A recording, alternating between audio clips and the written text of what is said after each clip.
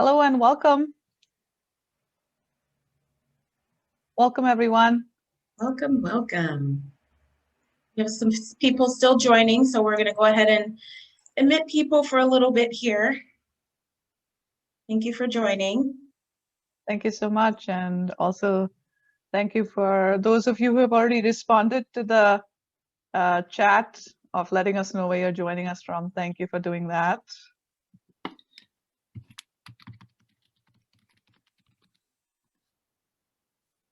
Hi, everyone. Hello.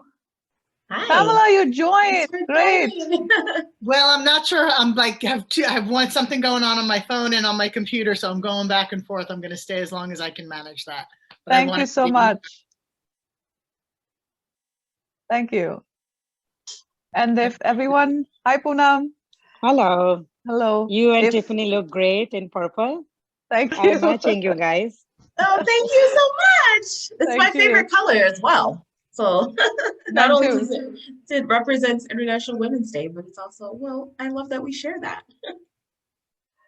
And if everybody wouldn't mind just responding to the Menti poll to let us know where you're joining us from, we'd greatly appreciate that. I put the link in the chat window. All right. So we have someone, Mamelu from Johannesburg. Thank you. I think it's 5 o'clock your time. So thank you for joining us on a Saturday evening. We have Pamela from Paris. Fantastic. All right. Once again, hello and welcome, everyone. Thank you again for being here with us. Tiffany and I cannot believe it's already been a month, and this is our fourth and final session in our global conference. This has just been a fantastic journey, and we could not have done this without all of you and your support and engagement. You've kept us busy on LinkedIn, and we've enjoyed every minute of it. So thank you, everyone, for being here with us again today on a Saturday. So this session is being recorded like all of our other sessions, and we will put this up on our respective YouTube channels in a few weeks from now. And everybody, we request everyone to stay on mute during the session, and then please keep the chat going, ask your questions through chat, and then continue this conversation via LinkedIn chat as well. So thank you very much again. Today, before we get started, just want to call out that we would invite all of you to have something handy to make notes. Today is it's a jam-packed session, and there's a lot that we're going to share, and a lot of tips and strategies to help you get started on your own journey of interrupting gender bias. So I do invite you to have something handy to take notes. We also have, this will be even more interactive than our other sessions. So please do, we look forward to your participation, to your continued participation. I have some notes here in another device. That's why you see me looking away from time to time. That's just because I have my notes on another device. All right, so as has been our tradition for this event, first of all, we want to acknowledge all of the men and women that have gone before us, who have created this path for us to walk on. And I also want to take this moment to acknowledge my own ancestors from my home country, India, and the ancestors of this land that I'm on right now in the US, which is now my home. Who are we? Well, most of you know us by now, and if you're joining us today for the first time, welcome. And thank you for being here with us today. This is the co-host, Tiffany and I are the co-hosts for this event. And we are, whether we like it or not, we are COVID-era solopreneurs, and we have a lot of our values in alignment, and we choose to challenge the status quo every day. And that's why we're doing this global conversation, hosting this global conversation. We realize that the current global realities, all of us are aware of it, and there are lots of challenges, and unfortunately, women have been on the receiving end of most of it, and we have faced a disproportionate impact of the pandemic in particular. And one of the things when we looked around, when we wanted to do something that's meaningful, impactful, and we are both about bias for action.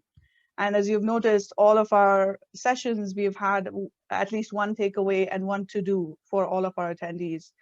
So when we looked around, we noticed that the International Women's Day theme is Choose to Challenge. And the UN Women, their theme for this year is Women in Leadership, Achieving an Equal Future in a COVID-19 World. And so we kind of put all of this together, and that's how we have this event set up for all of us. The other thing that we also realized is that everything that's happening holds special significance in the context of future of work. And that's how we decided to do this. So having said that, what's our why? 3 C's: celebrate, communicate, and collaborate. We're all about celebrating women's achievements everywhere. We want everyone to get started where they are within their context and their environments. And we want to support leadership development for women and create an inclusive community for learning and development, particularly aimed at supporting women.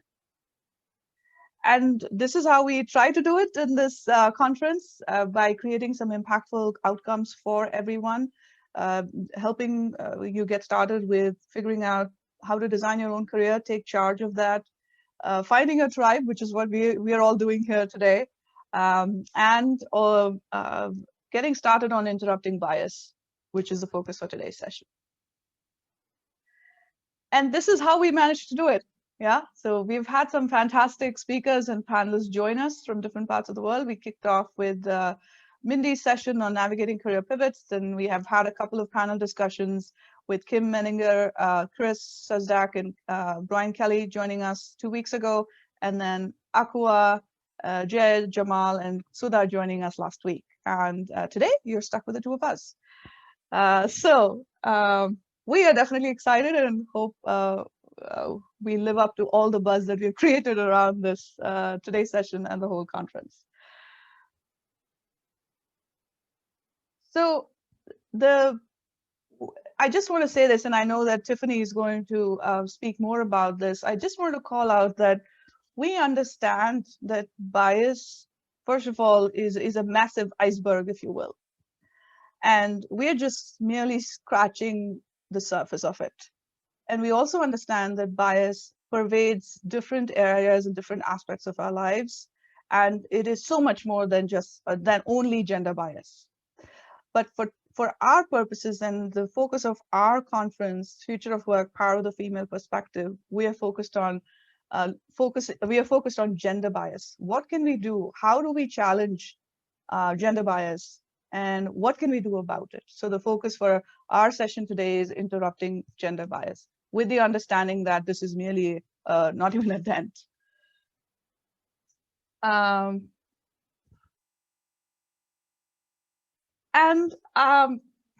know you've heard both of us talk through and open all these sessions for the past month, but today is the first opportunity that I've had to formally introduce my partner in crime and co-host, Tiffany Castagno. As you all know, Tiffany is an HR leader and a solopreneur as the founder and CEO of CEPHR, which is an acronym for Cultivating the Evolution of Professional HR. And Tiffany is based in Pittsburg, Pennsylvania in the United States. And Tiffany and I met on LinkedIn in August of last year, I think. And we actually met on Coffee Chat, which is another virtual platform where you will find me in 2 hours from now. And that's how we met. And we've already collaborated on 3 projects, including this one, and yet to meet in person, but it is immaterial to the work that we've been able to do. So Tiffany, through CEPHR, through her work at CEPHR, supports small and medium businesses in getting set up the right way when it comes to HR, helping them get set up to promote the right kind of culture that will help them be successful. So there's a lot of parallels that I found between what we stand for, how we show up in our lives and in our careers, and all of those alignments is what has helped us be successful in hosting this conference and having all of you join us. So with that, I'm going to pass it off to Tiffany. Once again, welcome everyone, and thank you. Over to you, Tiffany.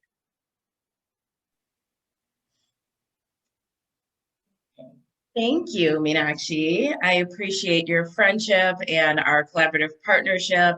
And I still am just constantly in awe of the fact that we are able to do all of these things and have developed this wonderful friendship and collaborative partnership from 4 hours away from each other, all remote. And I look forward to the day that we can connect in person. So that being said, please allow me to introduce my wonderful collaborative partner here. Meenakshi Iyer is an inclusive, collaborative, T-shaped servant leader.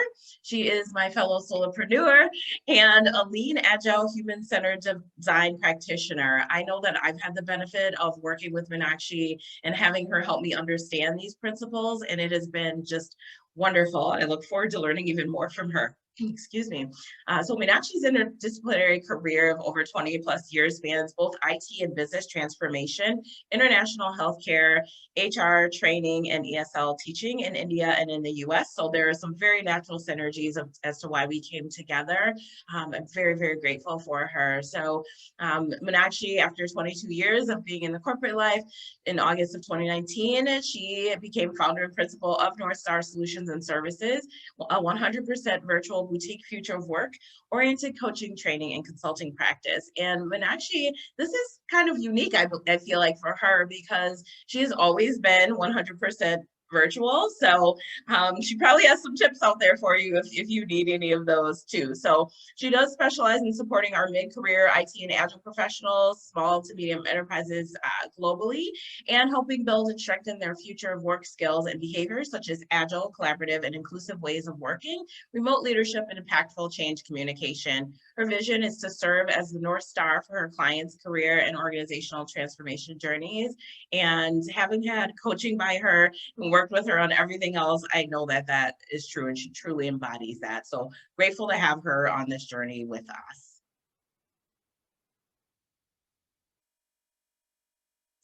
All right, so our journey so far, Meenakshi told you a bit about what we've been up to. If you've been with us these past few weeks, then you've gotten to see that kind of in action and see it unfold. But today we have even more in store. And so we want to kind of start out by calling out what our call to actions have been. And so understanding that bias is not only limited to gender, but a focus for this workshop, as Meenakshi said, will be on gender bias. So let's look at our kind of call to action so far. So as we started off on kickoff on March 6th, we had a call to action, which we feel is very important so that we commit to what you're not just walking away with these nuggets, but you really are able to have some pragmatic tips to apply them. That was very important to both of us, and it's a value we share. So on the 6th, we talked about writing a recommendation for someone, sharing a shout out in a social media post to them.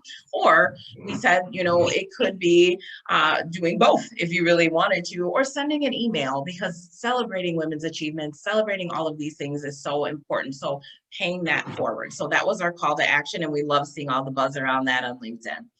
On the 13th, the following weekend, we asked you to take some time to introspect, to really explore who and what you need as progress in your life and career. So then we said to reach out to them with a request for engagement. So we all need support, and we need to we talked a lot about finding our tribe throughout this conference so far and having resources, because we all need support to get there. Again, too, on the 13th, we had a second call to action. So exploring within your ecosystems, and this is something we encourage you to always be doing. Who can be a mentor, sponsor, or an ally for you? And we had the panel discussion on that. So we asked you to make an offer to either be that for that person, or to connect with them connect them to someone who might help. So that might look like making an introduction on LinkedIn or via an email or something like that. So there are so many ways that we can do this within our own ecosystems and be a part of the change. Then last week on the 20th, we said explore within your immediate ecosystem. So families, yourself, because it's so important to be self-aware. We talked about self-awareness too, your community, your profession, and identify those opportunities to bring about one change. So it's always kind of been the one thing. We can all start small and start with one thing and build from there to build back better. So what's that one thing that can change that benefits you and or your ecosystem? So those were our call to actions from last week. So what's the one thing that you can do to kind of spearhead this change? What might you need in order to resolve, in order to get it started? What support or resources do you need on the journey? I just mentioned that. How might you co-create this success on your journey? Just as Meenakshi and I are these solopreneurs, and we're COVID era solopreneurs together on this journey, we hope that you have people around you in your ecosystem and that you create this and grow your network. And also it's important to think about, what if we not consider? That's a lot of the work that both Meenakshi and I do in the work that we do. We're always thinking about these agile principles and how can we do things differently? What is undiscovered? That's such a beautiful process that we can all glean from. All right, so to set our intention for today, and I just love this image too. Not only is it peaceful and it matches our purple, but it's, you know, we're rowing in a similar direction, right? We're all here because we really want to celebrate women. We want to celebrate and be a part of the change for women's achievements and create this gender equal world, foster that. So we can show up as an ally during meetings, and I hope that you're all here for that purpose. I'm sure you are. We can be an effective sponsor during reviews and promotions, identify and interrupt gender bias in everyday interactions. And those are all things that we're going to talk about today as we're moving along, rowing as you see in this photo. So today's takeaways will be learning practices, a few practices on noticing and interrupting biases in our own environments, those ecosystems we talked about, practices on fostering allyship to advance gender equity. And I'm very, very excited about what we have in store today for you. So that being said, we want to kind of tell you about our 3-step model for unpacking bias. We're very excited about this. So first, it starts with acknowledging. Everything has to start there. Then it's understanding and interrupting. So we're going to dive deeper into each of the 3 of these as we move along. So we're going to do this for about the next 45 minutes, and we'll have an exercise for you as our first step. It's going to be on acknowledging bias. So as we kind of work through that exercise, we'll have, you know, some instructions for you on that. I do want to call out that the materials that we're using are from Lean In. You may have seen us put that on LinkedIn in the event chat. And so this is designed to be like a 90-minute workshop, and you can actually probably do it for longer. So today we want to just first start out with these 3 steps because it's easy to remember: acknowledge, understand, interrupt. And that's going to be the model that we're going to work through today, but with the understanding that if it seems like we're breezing through some of these activities, it's because we want to give you a glimpse into it, and we can provide some resources later, but it is designed to be a full 90 minutes. So I do feel we felt it was important to share that as well. And okay, I was just going to say, anything else you want to add? Yes, Tiffany, thank you. I did want to call out that the material, like Tiffany said, is from leanin.org, and we're going to share those resources with you. It's available for everyone. And we happened to just discover it, and we said, oh, wow, this will be great for what we are trying to do. The only call out I wanted to make was this model that you're seeing in front of you: acknowledge, understand, interrupt. This is something that Tiffany and I came up with as we were discussing this topic ourselves. And then we realized that it really fits well with what leanin.org has in terms of the actual tangible actions or tangible activities for the workshop. So the model that you're seeing is something that the 2 of us came up with, and we are using the Lean In material to run some of the activities. So I just wanted to call that out. And back to you, Tiffany. And actually, I think the next is an activity, right? So Yes, thank you, Meenakshi. Thank you so much for sharing that. And how much fun did we have discussing these? It truly was fun. We have a lot of excitement around it because we're passionate about making this meaningful for you and making sure that there are practical takeaways. But it's been a fun experience for us too. And so it doesn't even feel like work when we work together, which is amazing. All right, activity time. I'm so excited. Yep. All right, so our first activity, we'd like to invite you to a quick exercise. So for our first step, talking about acknowledging bias. So we're gonna put some names up of professions, and we invite you to think about what's the first image that comes to mind. Is it a man or is it a woman? And in the chat, we'd like you to type M for man and W for woman, depending on what pops up for you in that exercise. All right, here we go. The first one.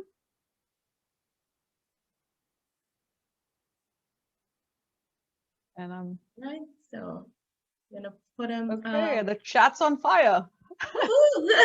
Yeah. Okay. I see lots of. Looks like we have. Looks like woman's winning right now. I see Yes. one male.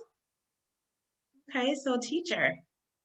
But men in science and shop. Okay. All right. Ah, That's interesting. Keep it coming. Okay. Cool. right. The next one.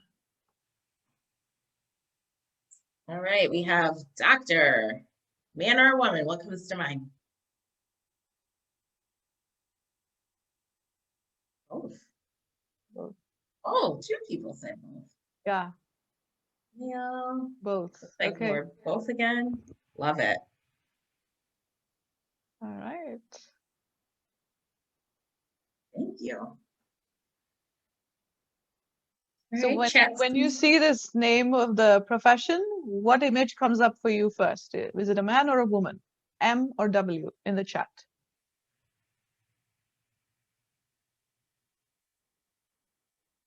Okay. write it down. I know. And we also invite you to hold on to that thought process that you had, because we're going to work with this some more. Thank you for calling that out. Yeah. Let's go in there next. All right, how about a pilot? What's the image that comes to mind? Man or woman? Pop it in the chat. Lots of males.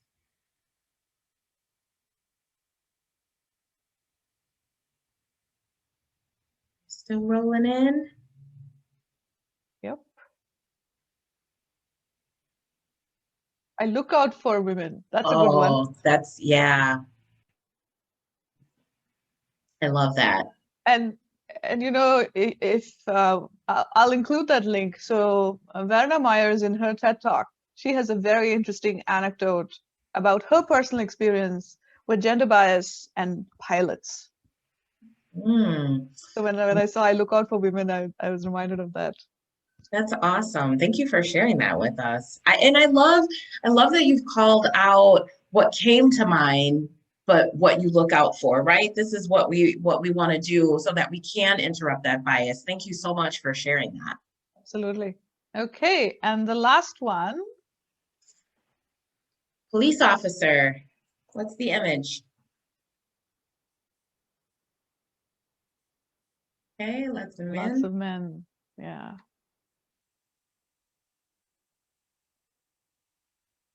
I'm coming. Lately, women as well. Yep. All right. Well, thank you everyone for sharing those thoughts. And as Meenakshi said, let's, consider, the acknowledgement of what came to mind, right? And kind of hang on to that so that we can use that to work through as we do these activities. Oh, and then I see, yes, same, lots of men, people to look out for, as she rose. Love that. Thank you for sharing that in the chat. That's wonderful. So for those of you who are not familiar, in India, Kiran Bedi, look that name up. She has been a source of inspiration for I don't know how many generations of women. So she just look up Kiran Bedi, and currently she serves as the governor of a state in India.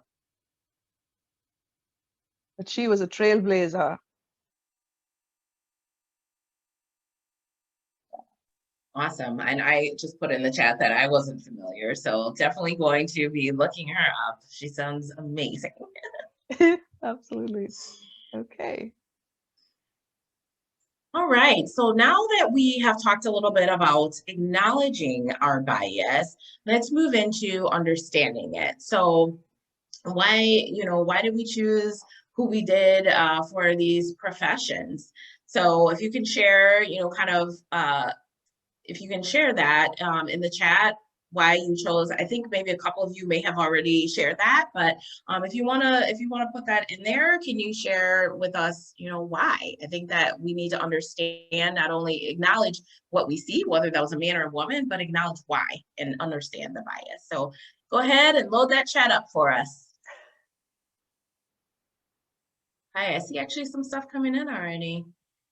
Nope. Women mayors. Oh, wow. Thank you for that. Law enforcement employees, male 72.8%, female 27.2% in the US. Thank you for those stats. As a baby boomer, first impressions based on lived experiences. Wow, how powerful. So we're seeing things about generations, about professions themselves, and maybe some uniqueness to industry and things of that nature. So that's awesome. Teachers, elementary, think female, completely agree that older kids, science and math typically have male. Very interesting. So even within that, we see some kind of distinctions, and I think that that's important. I think country you're in depends on that. Women mayors, some good stuff happening in that chat. I love it. Thank you for sharing that. All right. Feel free to continue to load up the chat if you would like, and we'll keep those conversations going. But we also, I'm going to hand it over to Meenakshi actually, and we have another fun little activity. I see some more stuff rolling in. Thanks so much. So I'm going to go on mute and let Meenakshi take over. Thank you, Tiffany.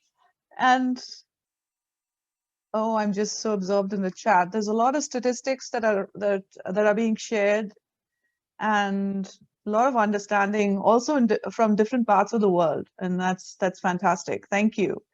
So we want to take the second step, understanding bias, and as we move into looking at how can we interrupt bias, we want to understand where all of us are at the current moment. And the question that we have for all of you is, how comfortable are you in interrupting gender bias in your own ecosystems? And here's the link. If you wouldn't mind clicking on the link, it's a Menti poll. How comfortable are you in interrupting gender bias in your own ecosystems? And I'm going to share my screen with the results in a minute.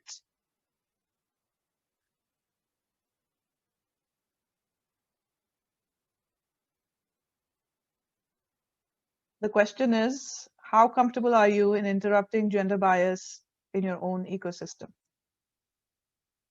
All right, so let's see. I'm going to share my screen.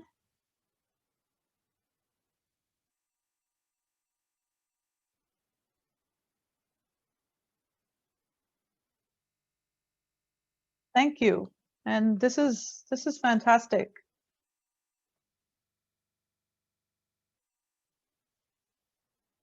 Yes, Tiffany, I agree. Lots of worry.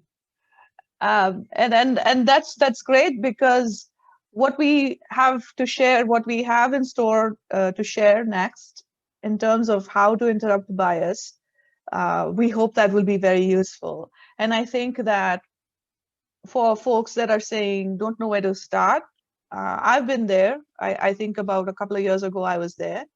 But these kind of activities and workshops and this kind of approach of how to get started, I think have gained a lot. So we are confident that this will address your needs as well.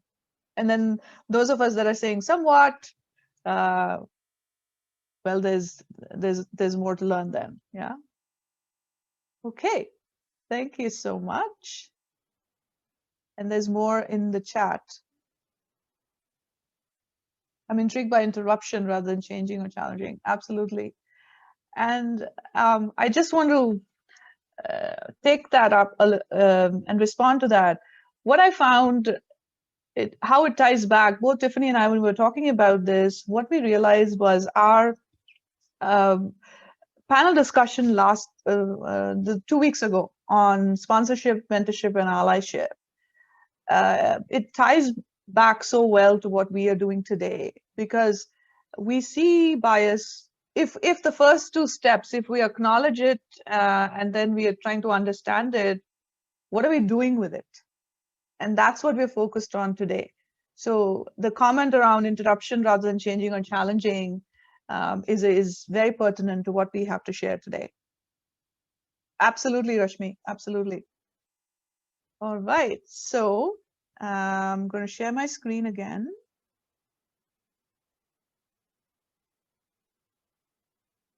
There we go.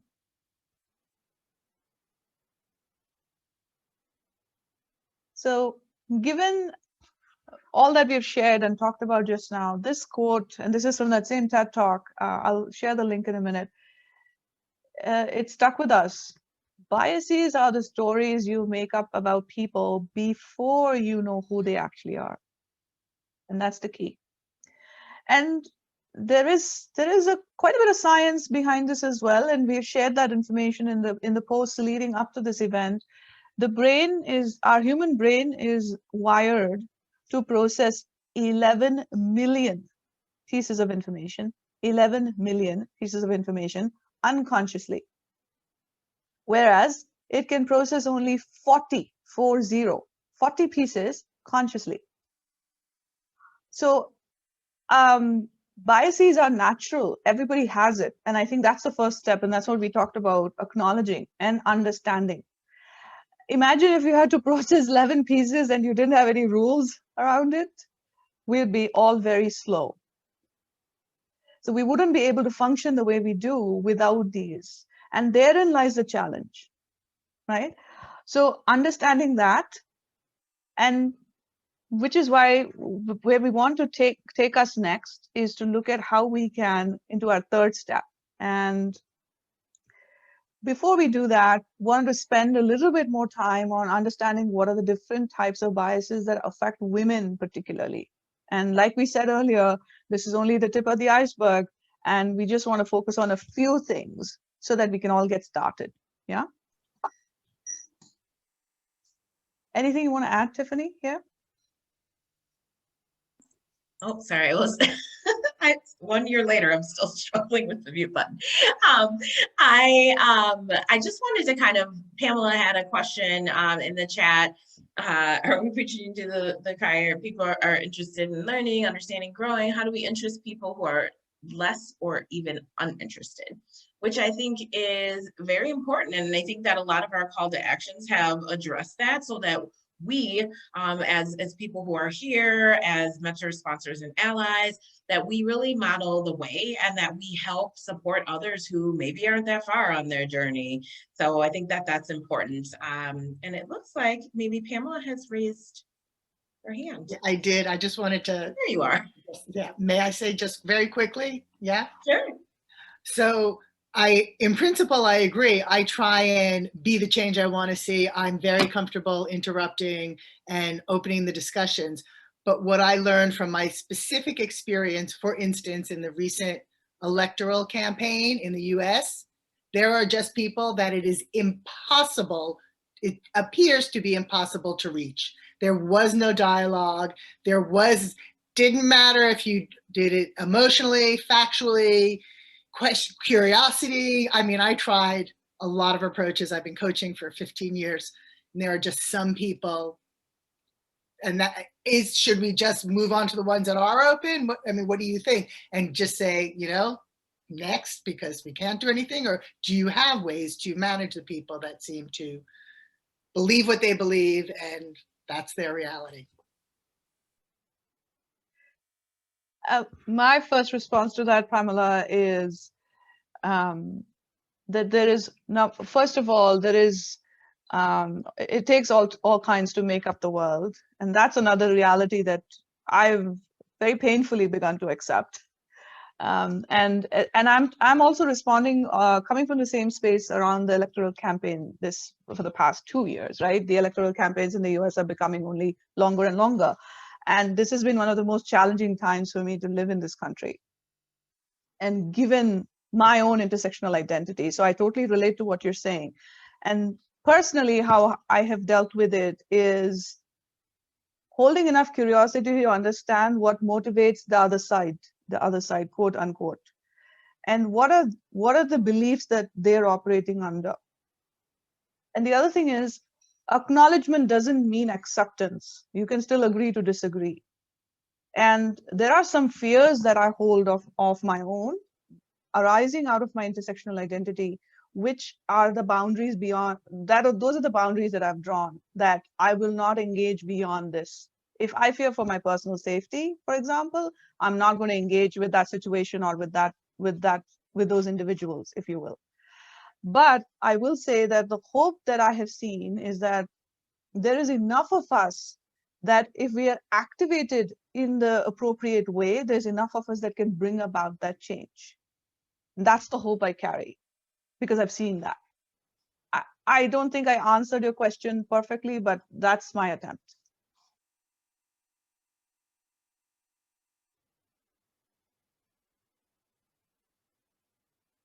Tiffany, Pamela?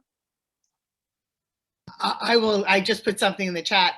No, and I agree. This is why I'm saying sometimes I'm very curious, and I say this all the time to people who think like me and just have no patience. I said, we need to understand the other side. That's the only way we can have a dialogue. So try an open conversation. Don't both sides shut down, because when you're there, nothing changes. With any kind of bias, which is often leads to a certainty.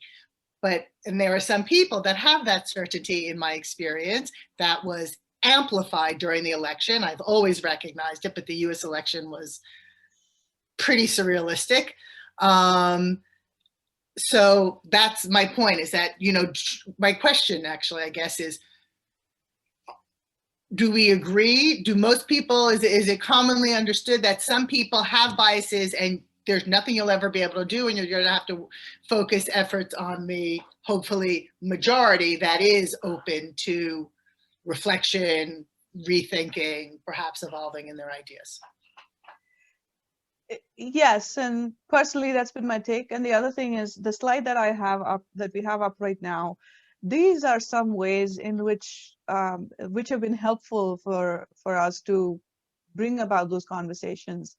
Having intentional, open-ended questions to support your curiosity, and not come from a place of I'm better than you, I know more than you, or I am more right than you. So ensuring that your intention is authentic and in coming across that way, that has definitely helped me. To round this off, I'll pass it off to Tiffany. Thanks. Yes, I echo all of that. I would say that there are definitely, and then that's been a struggle for me too, to understand or try to get through to certain people. And that's just not always possible, right? Some people are we're all at different parts on our journey. And so there's this respect that has to happen for that. But there's a certain amount of your energy, your time, space, and peace that I always say to protect, that it may just not be worth it. And so focusing on the majority, but still taking that perspective in. And I do think that that's the way that we're going to change, because you have to understand what that is in order to move forward. So thanks for sharing that. Thank you, Pamela. And, I'm looking forward to having an offline conversation with you about this, and we can chat some more. I'd love to do that.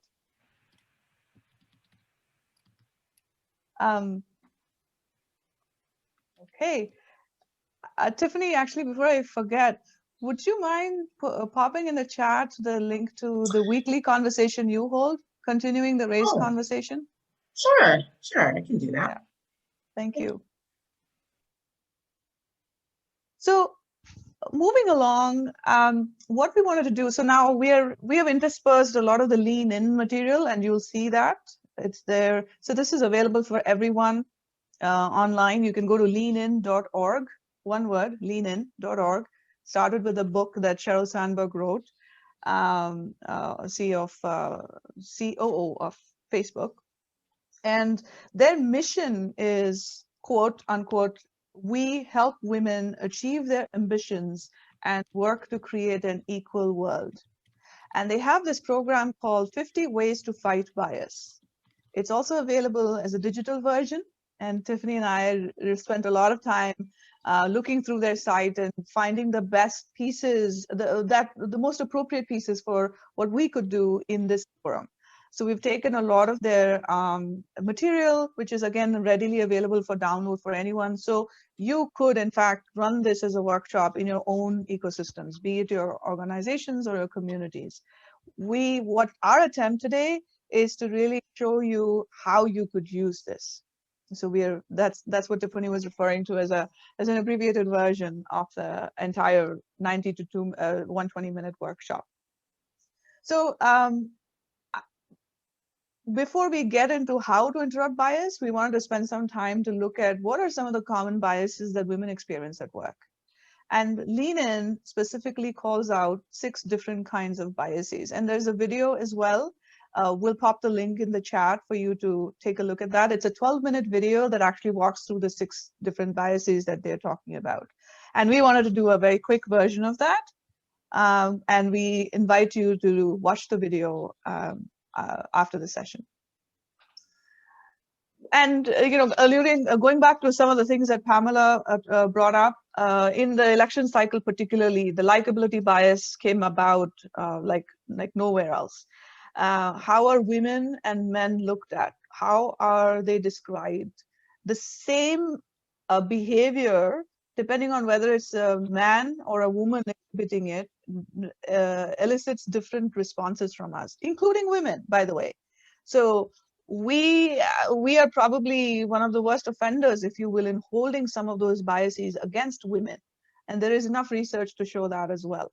So the likability bias, it plays out. So your abilities become secondary and your likability becomes primary if you're a woman. And that's what this bias is about. And this, by the way, is from Cooper Review. And those of us that are not from the US or have not heard of Sarah Cooper, check her out. You can go to this website.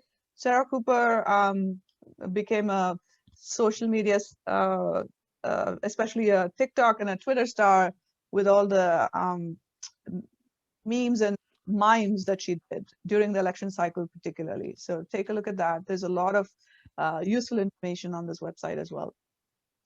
Performance bias, and this is again, it kind of is linked to the likability bias. We somehow tend to overrate men's performance and slightly underrate women's performance. And in my personal experience and research, I feel like this is tied very closely to the gender pay gap. Because and in growing up, I have always experienced that, like in my own household, my father's time was more valuable than my mother's time. And the activities that my mother did and the activities that my father did were so different, very gender-based roles. And this whole thing around how we view performance, if it's a man versus a woman. The next one, a lot of us, I mean, almost all women on this call either know someone who's experienced this or have experienced this themselves. And we're going to touch on this today, and we're going to take a 360-degree view of this bias, how this bias plays out. And in certain cultures more than others, maternal bias has a much deeper impact on women's professional lives. Girls suck at math. I've said this to myself. This was one of my self-limiting beliefs, because I've been socially conditioned to attach certain abilities to my biological gender. So that's attribution bias. And this plays out in how few women there are in STEM careers or what happens to them as they advance. And I know Tiffany does a lot of work in this space. So this is another bias that leanin.org calls out. Groupthink, right? And we touched upon this in our discussion on mentorship as well. How do we choose who to mentor or sponsor? Oh, you remind me of me. And that, as innocuous as it sounds, is rooted in affinity bias. We obviously naturally gravitate to people who look like us or who sound like us or who think like us. And in the context of future of work, that is the most important thing to change, in my opinion. Diversity of thought and perspective is what will help us co-create a future that works for everyone. This March 24th, 2 days ago, was Equal Pay Day in the US. And this is the first time I've seen anything come out from the White House in social media. So what you're seeing is a tweet from the official White House account. And you can see how the gender pay gap plays out. The important piece here is look at the intersectional identities. So when we say we're taking up for all women causes, are all women really included in that? And that's where your intersectionality and the double whammy that comes out, the double discrimination. And so, for example, and I engaged with a couple of posts on LinkedIn, Tiffany, that you had looped me in with Angelica. And it's true that when I started looking at data for South Asian women, because I'm South Asian, South Indian particularly, I couldn't find any data around that. I get clubbed under Asian women, and I know that this data is not true for me. So this concept of intersectionality, you can look this up. The term was first coined, and this is another collaborative activity project that Tiffany and I worked on in October of last year, where we had hosted another LinkedIn connection of mine, and I hosted a global conference on intersectionality, unpacking intersectionality. And the concept of intersectionality was first coined by the American civil rights activist and lawyer, Kimberly Crenshaw. And the idea is that when you have multiple layers to your identity, these layers literally layer on top of each other, and it puts you in a position of privilege or disadvantage. And that's intersectionality. And we see that. And so if you're a woman, and I'm a brown woman, so for me, I have to deal with two different, the impact or the consequences of both intersections of my identity. So these are the 6 biases that we wanted to focus on. And you will see that we'll bring those out as we go through the activities. So likability bias, performance bias, the maternal wall, attribution bias, double discrimination, and intersectionality. And with that, I'm going to pass it off to Tiffany to lead us to the next phase. All right. So we mentioned that we have an activity, or that we'll have some activity. So now, we're into step 3. So we have to acknowledge, understand, and interrupt. And now that we've done some of that, we are going to do some scenarios. We've chosen some from the Lean In 50. As we stated, it is going to be an abbreviated version, but still very impactful, we believe. So we're going to kind of take turns walking you through some of these scenarios. And these, again, we had a lot of fun with this. Not that necessarily it's fun to experience bias, right? Or to do that. But at the same time, it's very important to acknowledge it. And we resonated in our personal lived experiences with some of these and the things that I've seen in HR that I've done. I just put a note in the chat about that as well. So really understanding that these do happen in real life here. So we will, hopefully you'll have some tools to kind of get through that. All right, so I think we can start with scenario number 1. So someone suggests that a woman on your team be given a big high profile project and a colleague says, I don't think this is a good time for her since she just had a baby. So there's obviously some inherently wrong things with that. Feel free to put in the chat, kind of what your thoughts are on this. Have you experienced this? But it's important because these things do happen in everyday life. And so why this matters is because your company probably wants, to retain and promote talented women. Often I see and hear, I just was in a conversation a couple of weeks ago talking about, I gave a talk on DEI about how this company wasn't able to retain the women. They were able to get them in the door, but they didn't feel like they were promoting them at the levels that they should be. They didn't feel like, they were retaining them in the organization. And so things like this can contribute to that. So when you sideline people, even with the best of intentions, that does work against that goal. You can't retain people. You're not going to keep them engaged. You're not going to have that diversity, equity, inclusion. And certainly if you have these thoughts, people are not going to feel like they belong, right? So you're denying these opportunities that could lead to advancement, which only obviously perpetuates the problem on and on. I'm seeing some things, in the chat about checking first, absolutely, on what that woman wants. It's not our decision. It's her decision. It's her decision as to, and we make assumptions sometimes like, oh, she's going to want to stay home. She's not going to come back. She's going to be here part-time. That bias creeps in. And one or some or all of those things could be true, but we don't know that. And we can't perpetuate these biases and stereotypes. That's where, kind of acknowledging that we're having this thought and then moving to understanding what is it that the woman wants, that we can interrupt the bias that we've had. I see someone saying, to Meenakshi's point earlier, that women say this about other women, and I've seen that too. I've heard my HR people say that, oh, they're not going to come back. We have to start doing things. And I'm like, whoa, pump the brakes here. We should not be doing that. No one should be doing this. I love this, what's coming in the chat too. Nothing about without us is for us.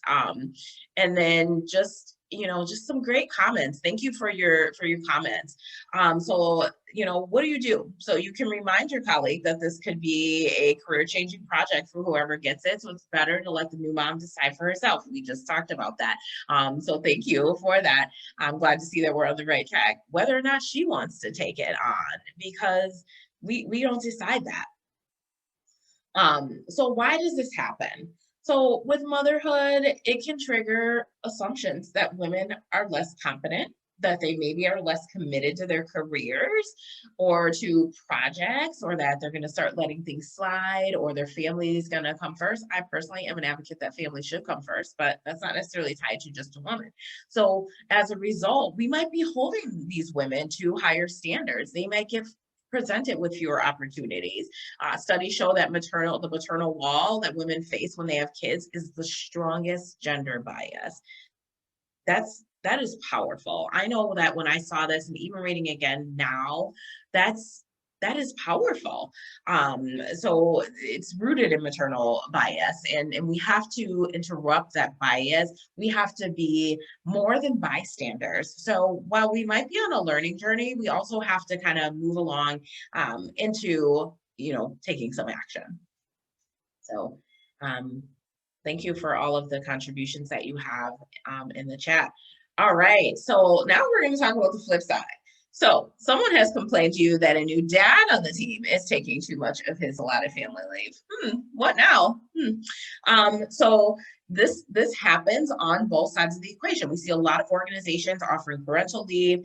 There is federal leave. And so we have to be cognizant of these things, because in my world, as I put in the chat, it does cause some problems in the workplace. And people might be seeing me showing up for an investigation if we're not doing these things the right way. And we let our bias go too far down the road. So yes, men are workers too. They should also have the opportunity to spend time with their families, to be caregivers to their families, to bond with new babies. So often when we think about bonding, we think about maternal bonding. There's also paternal bonding, and that's why we have now this new parental leave. And kids get sick, right? We get sick as adults. Kids get sick at a much higher rate. And then we have aging parents. I know that my sisters and I are caring for my mom. So as our parents age, we need people sometimes to help. And they're very, we were remiss to not say that there are laws governing these things as well. So when these workplaces have generous family leave policies, you get engagement out of people. Imagine that. We're making them feel like they belong. We're giving them productivity. We're giving them some work-life balance. And they're more likely to stay with you. I am huge on engagement and retention. And this is one small way. It's treating people as humans. Plus, when men don't use their leave, it makes it even harder for women, right? So we again see this cycle repeat itself if we don't kind of uncondition ourselves to some of these things. All right. So now what do we do for this? Again, it's falling out of kind of this bystander mode and making sure that you're standing up for others, that you're advocating for not only yourself, but for others, and that you're pointing out why this matters. So not just saying, as with anything, it's come to the table with a solution, right? Not just saying, oh my gosh, I can't believe you did this to this dad. Why? Why does that matter? How can you see that person shaping and shifting how that goes? So talking about how family leave is good. Maybe you refer them to someone like me and say, hey, I think you have some options. Go talk to human resources. They might be able to help you better prepare for this moment and for your family. And if you're not feeling included, maybe you want to have a conversation with your leader or with HR. Because this is good for everyone, right? Like everyone wins. It's a win-win-win all around. But more importantly, remind them that no one should be forced to choose between being a good employee and a good parent. If you make people make that choice, they're out of there. I guarantee you. Seeing lots of good stuff going on in the chat. Thank you for keeping that alive and well. Well, why does this happen? It happens because working fathers can face pushback for spending time with their kids. They tend to receive lower performance ratings and experience steeper reductions in future earnings than mothers who take the same amount of leave. So much like maternal bias, this pushback is rooted in gender stereotypes. So we often see these gender norms or the gender roles played out. And in this day and age, when we talk about diversity, equity, inclusion, and belonging, we have to disrupt that whole thing and interrupt that bias, because gender roles and gender norms are not what they used to be by any stretch of the imagination. So that's where we have to, really acknowledge and understand so that we can interrupt. We expect our mothers to be more committed to family and less careers. Last week on the panel, one of our panelists, Jay, shared about, or maybe it was Suda, but about the woman in this goddess who has like all these arms. We're expected to juggle all these things, but we don't often assign those roles to men or think that they need to do that. So we kind of still perpetuate these things. However, we think that moms are expected to be more committed, but the reverse is true for fathers. And when they go against that expectation by prioritizing family, then they get penalized because we don't expect that. Back to disrupting those gender roles and the norms. I will put that in quotes. Shiva, yes, thank you. It wasn't coming to me. That is the goddess with the arms. Thank you, Pamela, for putting that in the chat for us. All right. And so those are the interactive ones. I think and then I will hand it off to Meenakshi, and she's going to talk to us about some practical tips and how this shows up in our meetings. Thank you, Tiffany. I just wanted to add a couple of things that came to me when you were talking about the maternal bias. One of the biases that I have experienced right at the receiving end of is being child-free. And in the culture that I come from, not having children is held against me. Nobody considers that it could be a decision. So it's always looked at as a deficiency in me as a woman that I don't have children. And I've seen women do this to other women. And so the the thing that we wanted to call out here, both Tiffany and I, is to look at a bias and the understanding of it from all perspectives. And just like we saw how taking care of family can, while women get dinged for it, men also get dinged for it. And so we perpetuate the gender stereotype. I just wanted to call that out. And oh yeah, and the goddess that both of you are referring to, you and Pamela, is actually Shiva's wife. It's Parvati or Durga. There is a incarnation of that. So Durga is the goddess that you can look that up. That's the goddess with 10 arms. In meetings, so how does gender bias play out in meetings? So if a woman suggests an idea in a meeting and it falls flat, a few minutes later, a man suggests the same idea and gets an enthusiastic reaction. I've experienced that. So why does it matter? So why are we making this a deal, right? It is a deal because getting credit for ideas is important, and that's part of how employees feel motivated and also get noticed. So when people don't feel heard, they may also stop speaking up and sharing their views, right? So any and I'm sure everyone has seen this making the rounds on LinkedIn, that any organization, they need to be the most worried when their most passionate employees go quiet. And so ensuring that everyone feels heard and authentically so is important. So over time, if contributions go unseen, it can slow advancement. And so in both cases, companies end up missing out. So anything in the chat that's coming up? So why do you think, what do you think you can do the next time you see this happening when you are present in a meeting? Any thoughts?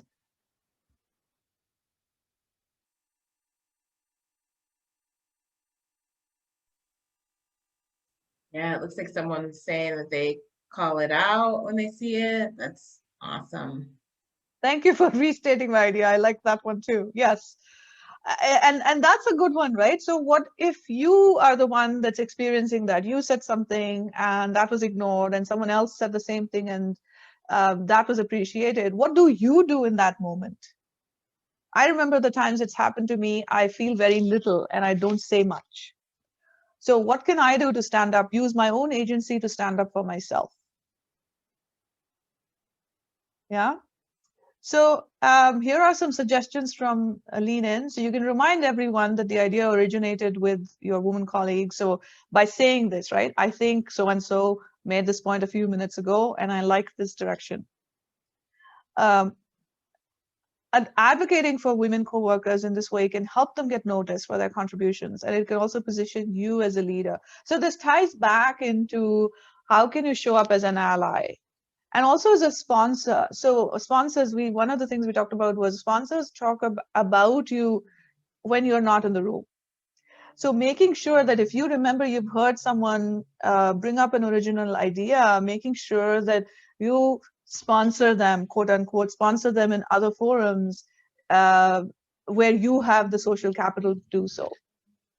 So a woman suggesting an idea and it falling flat and somebody else stealing the credit for it in the moment.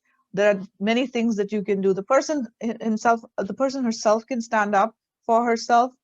If you are one of the attendees, you can call out, and this is suggested language that you can use, and you can also help amplify it by speaking for that person, for that woman, in other forums where she may not be present.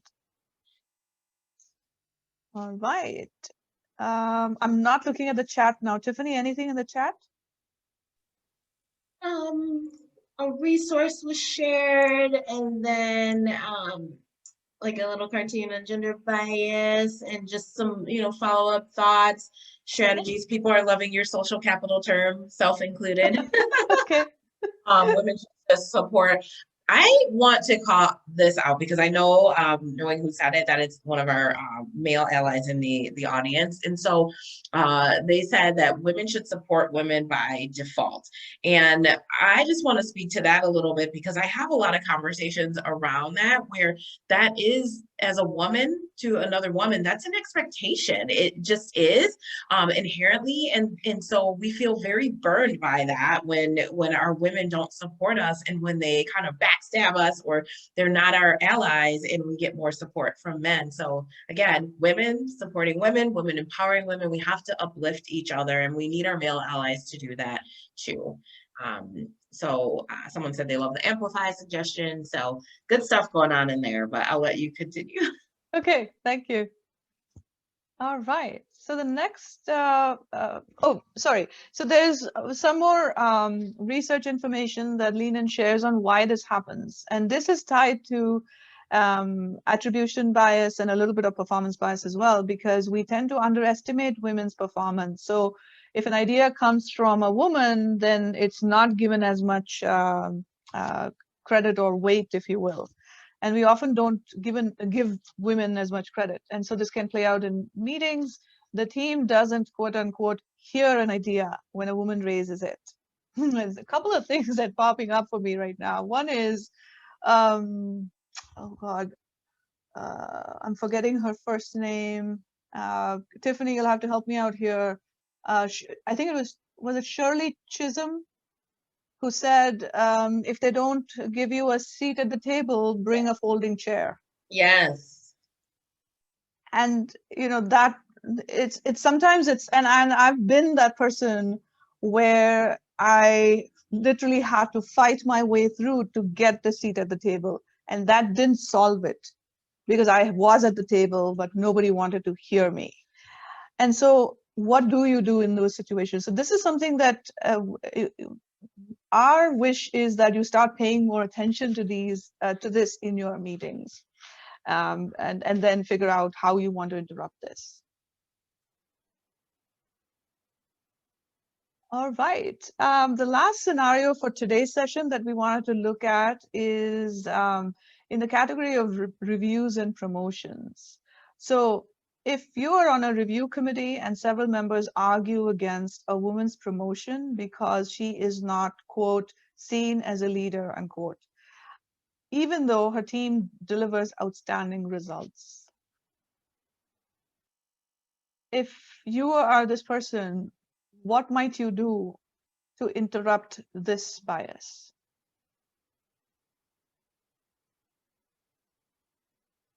Why it matters? Because a review committee may be making incorrect and unfair assumptions about the woman's abilities. Additionally, if the review committee uses a narrow definition of leadership, they may unfairly exclude a lot of people like this woman. And I will say that, the pieces around likability bias that we talked about earlier, what is the expectation of a woman as a leader? And that a lot of times varies from how a man is viewed as a leader. So the likability bias, the performance bias, and the attribution bias also plays out. So it's a combination.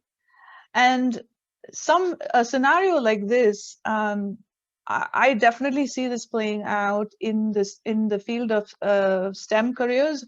So in the tech space and also in the academic space. And if you think about like the Nobel Prize, for instance, every time there's a woman, we feel the need to celebrate, which to me, it shouldn't be, right? It should be just normal business as usual, but it is not. So what are some things that you think we could do? So I'm seeing some stuff on the chat here.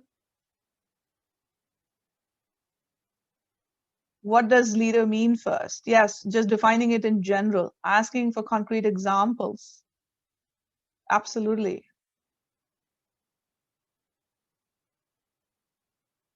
That's the other thing. So if results are there, then mentoring that can be given to help them be seen. And the other thing also is that the kind of feedback that's given to women, it's very rarely is it actionable.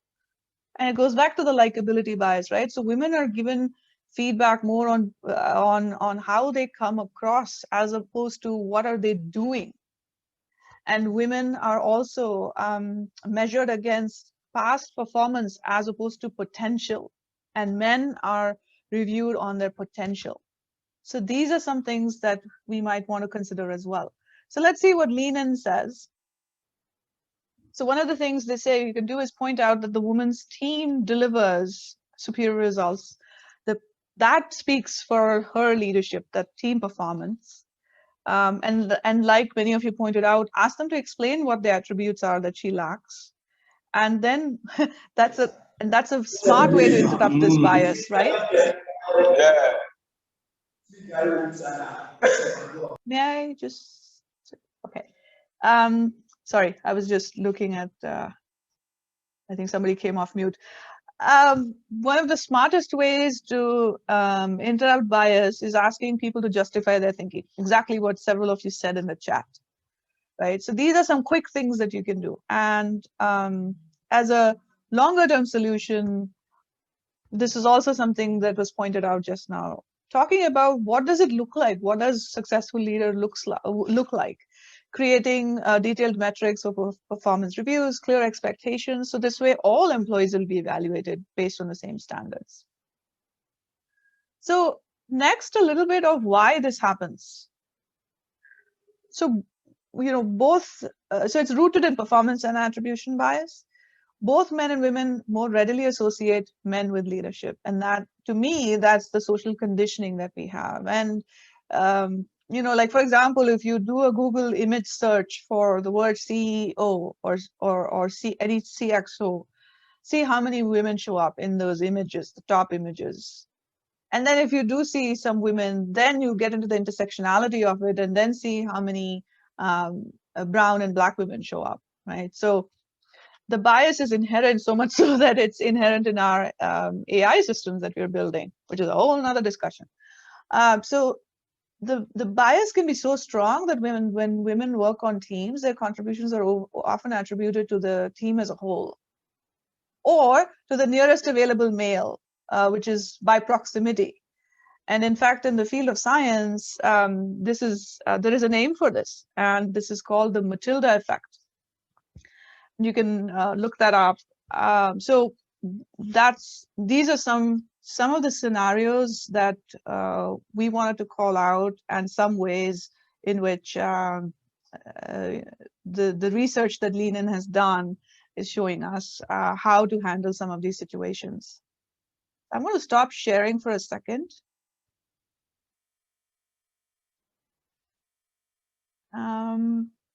So in terms of the where we were when we started, so we talked about the 3 steps: acknowledging, understanding, and interrupting.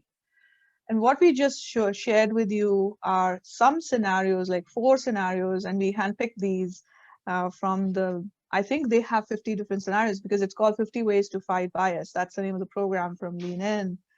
And our attempt here was to show how you can use this as a tool in your toolkit, add this to your toolkit of helping people understand, acknowledge, understand, and interrupt bias in your own environments. So with that, I'd like to invite everyone, Tiffany and I would like to invite everyone to a quick discussion activity. And the question there is, what is the one thing that you will stop doing in order to help interrupt your own bias? So let me share my screen again. A lot of us, especially at conferences, we always talk about, just like New Year resolutions, what are you going to start doing as a result of this, right? So we wanted to take a different approach. So we want to invite everyone to talk about what is the one thing that you will stop doing based on everything that we've discussed today. What's the one thing that you'll stop doing to help interrupt your own biases? Because we also believe that we've got to start with ourselves. Acknowledging, understanding our own biases, right? So with that, what we're going to do is you know, put everyone in breakout rooms, and this is going to be really small breakout rooms, so meaning just 2 people in a breakout room. Let's see, and you're going to have, so I think we are about 20 of us, let's say 20, so probably 10 or, Tiffany, 10 or 11 breakout rooms? Yeah, I put in 9 and it did 2 participants per room, so. Perfect. So we'll also, so you have, let's see, so you'll have about 5 minutes to do this. Talk between yourselves. What is the one thing that you will stop doing in order to interrupt your own bias? Right. Okay. I'm going to So- put you in, have great conversations. And if you need to leave for whatever reason, there is a leave option too, if you needed to leave the room. So we just want to call that out too. Happy chatting.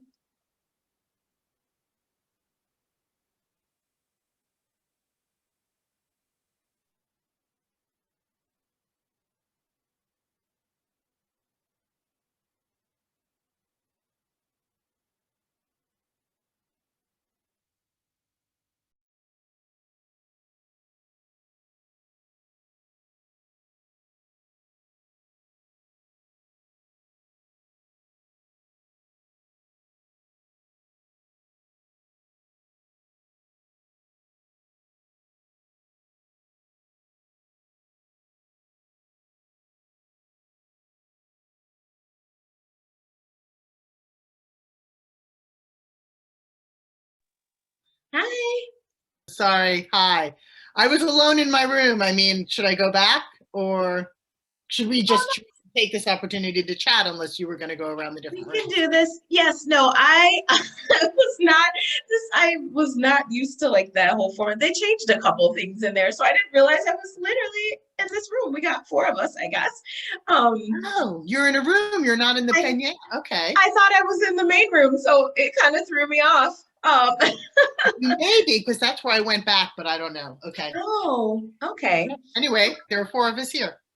Let's take the opportunity. I know that both of you have been very active in the chat, so appreciate it. So what's the one thing that you will stop doing?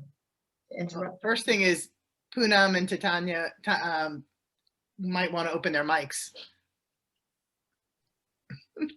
Hi, Poonam. Hi, Titania. Tatiana. Oh, excuse me. Tatiana. It And looks Poonam. like she's in a Hi. very relaxed Yeah, you had some area. great stuff in the chat, Tatiana. You should thank, yeah. Yes, I mean, you all everything- have been very active. I appreciate it. Well, you encourage it. It's a very passionate, for I guess the people here, a very passionate subject, at least for me. I love it. I love it. I think that's why we're all here, right? That was my point, kind of like preaching to the choir. We all want to do this work, but how do we get, you know, but yes, I guess we have to focus on the ones that are open and not waste our energy on the ones that aren't. Anyway, so that's what I'm going to stop doing. I'm going to stop wasting my energy and just really say, you know what? There's always, you know, the bell curve. There's always the 80-20, the 20% not going to be able to do anything with. Let's focus on the, you know, the majority that are open to discussion and try and figure these things out together. That's my stop. I like that. Powerful. Thank you. Tatiana, do you want to share? Yeah, I guess I just want to mention I went into the breakout room and I was the only person, so that's why I came back. Oh, it didn't break it out right, I guess. Well, I'm glad that we're here together now. We can't have that. Yeah. We created our own. Right. What I was thinking of stopping doing is competing with other women in tech. I'm a software developer, and I did realize that in the past, instead of supporting female developer, I was kind of competing with her. Oh, And that's wow. something that I want to stop and start supporting. Thank you for sharing Can that. I ask a question? Sure. So what is one thing that you think you could do immediately to do that? What is the first thing you'll do? Well, I'm in a little different situation right now where I work with all women, and before it was I was the only one on the male developer group. So I'm already implementing what I'm talking about, like including people listening to their ideas, understanding what behind what they're saying, and finding the ways of expressing my thoughts without criticizing other people, and instead bringing people together. Can I ask another question, Tatiana? Yeah. Is it coincidence? I mean, how did you get from the only woman on a male team to an entirely woman team? Was it by choice or coincidence that it split up It that was, way? yeah, it was by choice. I left my previous company because of the conflict with my male manager, who was disrespectful to everyone and talking to people, like being rude basically. And I spoke up and I got a backlash. So I left that company. And Okay. that's why I'm working for a wonderful organization who's promoting activism through yoga philosophy. That's great. No, I was just wondering if within the same company they changed their policy, but it's No, unfortunately, I had to leave that company, and that person is still employed, and I'm not. we have a saying in French: the good, the bad stay and the good leave. Yes. Yep. All right, we're coming up to our time here, so I want to make sure that Poonam and Sanjit Kumar and Joseph, if you want to share quickly what you will stop doing to interrupt bias. The breakout rooms didn't seem to work for a couple of people, so sorry about that.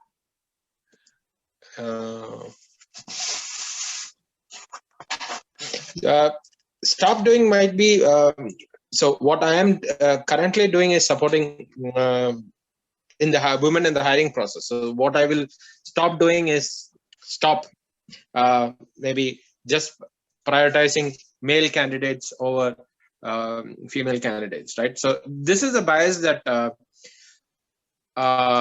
it's even in the tech world, when people have the opportunity to work from remote, managers are not considering women candidates by default. So the practice for the last 3 years is for every third or fourth profile shared to the managers, share one diversity candidate, so that at least there is a representation in the pool, right? So that has been the strategy. Maybe this going forward 2021 probably look the other way around, share maximum women candidates and then share 1 or 2 male candidates. That's a challenge. That's definitely a big challenge, but we'll try to do that. Thank you. I appreciate that. All right, I'm going to pop everybody back to the main room. Appreciate all the shares, and I'm looking forward to hearing how that's going for you all. Thanks for sharing. Thank you. Right, so they have about 60 seconds, it looks like, if anyone has any final thoughts here before everyone comes back. So, Nicole, I see, and Luca, I see that you're here as well.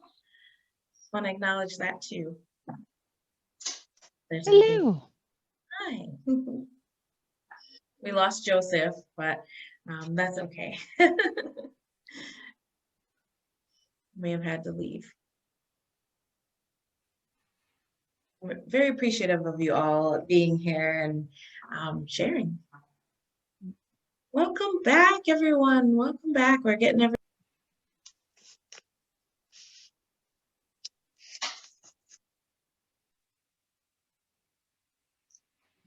Slowly but surely. Yeah, it takes a little bit sometimes. Some people, they see that, it's about to end and they click on it and get right out, and others wait till they get thrown out. That's right. Yes, the conversations get so good that we want to just have every second, right? That's a good sign.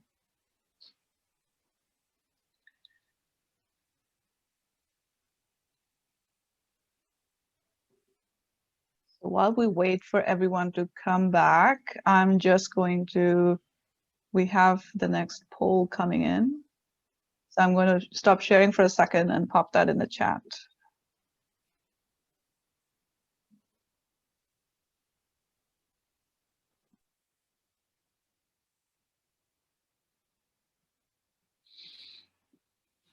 So looks like everyone's back, yeah? Yes. Okay. So we hope you had some good conversation, or at least the beginnings of a good conversation. The other reason why we put two folks in a room is so that it's easier to connect. And we hope that you would have found ways of staying connected outside of this event as well. So now what we would like to do is we'd like to capture your responses as a bigger group, whatever you shared in your breakout room. If you wouldn't mind sharing that in this link here, I'm going to. If you wouldn't mind clicking that link, and it's the same question there. What's the one thing that you'll stop doing to help interrupt your own bias?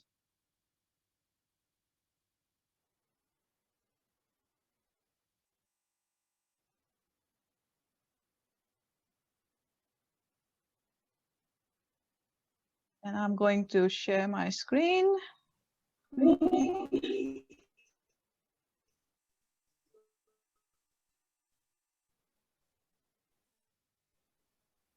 Fabulous.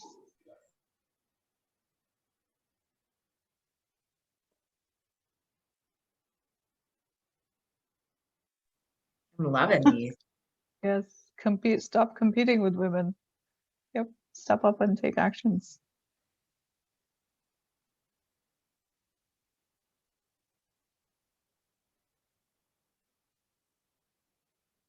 Self-awareness. I'm assuming you mean to say you want to develop your self-awareness as a way to interrupt your bias. Stop saying you guys. That came up last week too. Yes, yes. I'd really like notice too. How powerful is that, right? Back to acknowledging. Mm-hmm. Stop saying silent. Absolutely. Okay. Thank you. Thank you very much, everyone. And keep the chat going as well. I'm just going to share my screen back. So with that, we would like to talk about today's call to action. And we invite everyone to watch the 12-minute video. I think the link has already been shared in the chat. It's on the leanin.org website. We invite you to watch that video. That's our first call to action. And then the second one is our action-based call to action. What's the one thing that you commit to doing to interrupting bias in your own ecosystems? We talked about several scenarios and a few tips and strategies. So you can pick from that, or you can pick something else from the leanin.org website. But what is it that you would like to commit to doing? Yeah. So that's our call to action for you today. And with that, we wanted to formally close out today's session with these powerful quotes. This one, a world of empowered women isn't one where men are marginalized. It's a world where everyone thrives. Purnima Mane is, I forget the organization that she was with. She's on the global health side, and this is something that popped up for me. It really spoke to me. With that, Tiffany, over to you for closing remarks on this session for today. Thank you all so much for being here, whether it's your first time with us as we close out this conference or whether you've been here every single week. our hearts are just full. We are so grateful for these opportunities to learn and grow and share together. And today, you know, to acknowledge, understand, and interrupt bias. It sounds like some great conversations were had in the breakout rooms. And I know that I found such powerful statements in the room that I was in. And so thank you so much for everyone for being open, engaged. That really, not only does it keep our energy levels up, but it creates community around us. And back to our why, it's celebrating each other and celebrating others, communicating with each other and collaborating. As Meenakshi and I, you've heard us talk about throughout this conference that we've been doing as well. So that's the why, and we hope that you are grounded in your why too as you continue to think about designing your career, interrupting bias, finding your tribe and what that looks like with mentors, allies, and sponsors, and creating those impactful incomes. Well, hopefully incomes too, but outcomes in your ecosystems. So thank you. We've had a wonderful conference. Thank you to all of our guest speakers and panelists who came and shared with us. Thank you to my collaborative partner, Meenakshi. I couldn't have done this without you, and this has just been a wonderful conference. So thank you all so much for joining us. Meenakshi, anything else you want to add as we close out? Just that when we started, this has gone beyond our expectations, the way the community has come together. And for both of us, what has been important is the consistency with which the folks who have attended, the consistency with which all of you have engaged. Our goal, our why, was to really create that first ripple, if you will. Throw that stone in the pond, create that first ripple, and see how far it goes. And I'm going to say this on behalf of Tiffany as well, that I think that we are very excited, grateful, and humbled that, and we feel that we've achieved what we started out to achieve as the objective for this month-long conference. And the ability to connect with so many of you online on LinkedIn, and doing this has been just fantastic. And so thank you very much, everyone. We invite you to stay connected with us on LinkedIn. And otherwise, the LinkedIn event chat will be on, so you can continue to join us there as well. So thank you everyone very much.